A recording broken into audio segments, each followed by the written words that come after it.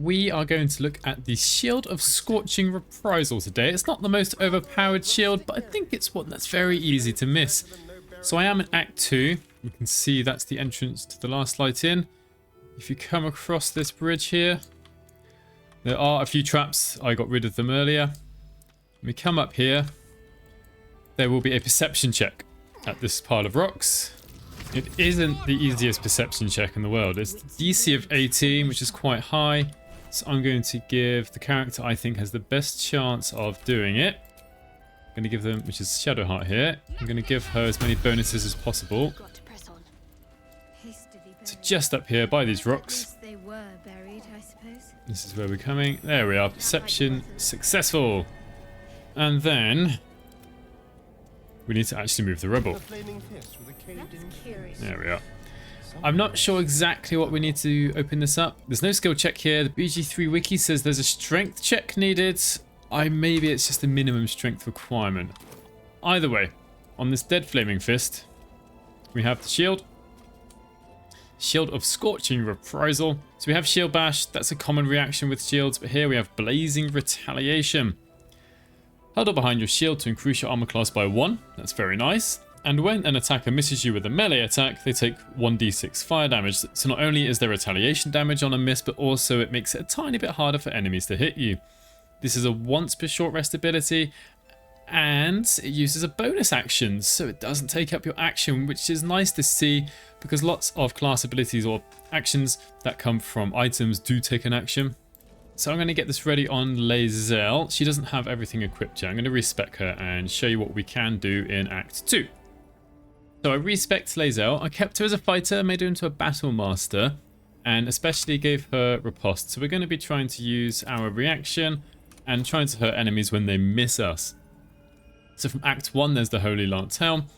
There's a chance if they fail a dexterity saving throw that they take 1d4 radiant damage. It's not much, but it's going to add up a little bit. I gave her the Cloak of Protection to increase her armor class by 1. The Adamantine Splint armor.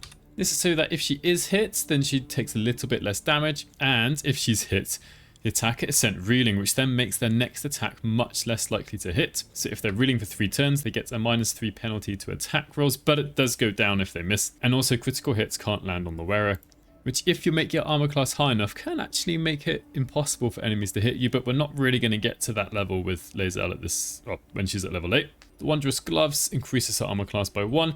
The Boots of Speed, so she can use her bonus action to dash around and provoke as many opportunity attacks as possible. Broodmother's Revenge doesn't seem to work with this staff that I've got equipped. So I'm going to change this out to this, so if she does heal, then she'll be healed for the maximum. Strange Conduit Ring. This links up with the Hunting Short Bow because she will cast Hunter's Mark, which then means she will be concentrating, and therefore she will get an extra 1d4 psychic damage.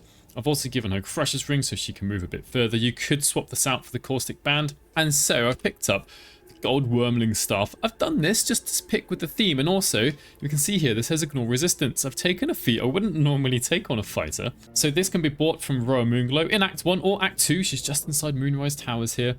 And it adds 1d4 fire damage. It's a +1 weapon. Gives her access to Firebolt. She's probably not going to cast that because it will use her intelligence, which is 8. So yeah, it's not really going to be very useful there. I have used the Drake Throat Glaive to add an extra 1d4 fire damage. It doesn't show up here, but we'll see that it does show up when I actually fight people, which I don't know why it doesn't appear here. Then we've got the shield as I showed earlier. And yeah, the Hunting Shortbow. This comes from the Druid's Grove. I'll put a link to all the items down below. And so yes, I leveled her up. One lovely thing about level 8 fighters is they've had 3 feats. They get a feat at level 4, level 6, level 8, and then level 12. So the 3 feats I took for her: Heavy Armor Master. That was so her strength came up to 18. It was 17 at the beginning when I was in character creation. Otherwise, I haven't touched the stats. It was 17, 16, 14, 8, 10, 8, as shown here. Her fighting style is Defense, which is where her armor class of 23 comes from. So yeah, Elemental Adept Fire. So the damage she does with her items that do fire damage, they ignore fire resistance, which is nice. The minimum amount of damage that can be done is 2. So kind of buffing up the damage there. And then I gave a Savage Attacker to try and increase the amount of damage done. We'll find this doesn't apply to her shield or the helmet. It does apply to her weapon attacks. So I'm going to start this off by casting Hunter's Mark. Now to really make this work well, I'm actually going to cast haste on her. This is so she can move further and her armor class is increased by 3. And then Gale's going to absolutely book it. We don't want him to lose concentration. He can stay away for now. If she hadn't used her bonus action already, I would use Blazing Retaliation right now. Now, I know these guys can abjure people, so actually, I really want to get rid of this dude if I can. Oh, that's a shame. Because of haste, we get an extra attack.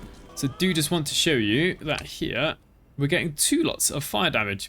1d4 and 1d4. That is because I've used the Drake Throat Glaive. Shadowheart still got it equipped. I should have had a different weapon equipped there, never mind. And because I've got Savage Attacker, I get to re-roll these. I am on honor mode difficulty here, if anyone was wondering. Anytime we roll a dice with the attack, we get to re-roll it. So we get advantage with the damage, which is lovely. That's because of the helm. And next turn, if someone misses, they should also take fire damage. Our armor class is currently 25. I am going to use Shadowheart's bonus action to cast Shield of Faith.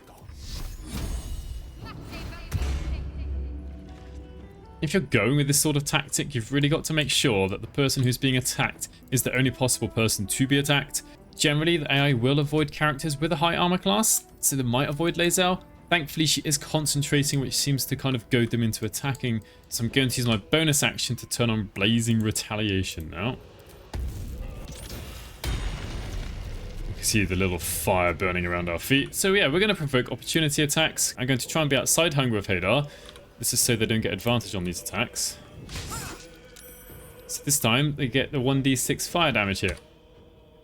It doesn't get re-rolled because it isn't from a melee attack. They succeeded the dexterity saving throw, so they didn't take the radiant damage. There we are. Hopefully we'll get through here. I'm hasted, so I've got a lot of movement speed. I really want to trip up this adept. If I do manage to, then they will drop concentration. Since I'm hasted, let's use this. Oh, that was just broken anyway, right. Now enemies, there we are, 7 damage. Enemies will use the opportunity attacks at pretty much the first given opportunity. This sort of setup really works best if Lae'zel is the only person who's going to be attacked. The armor class is very high now. And so we've got Riposte just in case you want to use it. Bam, gone. That's pretty much it. I hadn't planned on giving her the Elixir of Bloodlust. It just happened to be the save I loaded up had it on there. Oh, I've lost Hunter's Mark, and that's it for the long rest for Hunter's Marks. So we've lost some damage now, which is unfortunate.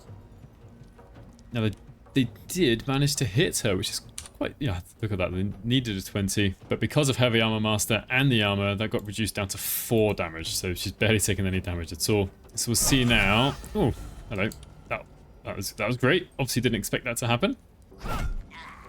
We see that without Hunter's Mark, and therefore the Strange Conduit Ring as well. Her damage is a fair bit lower.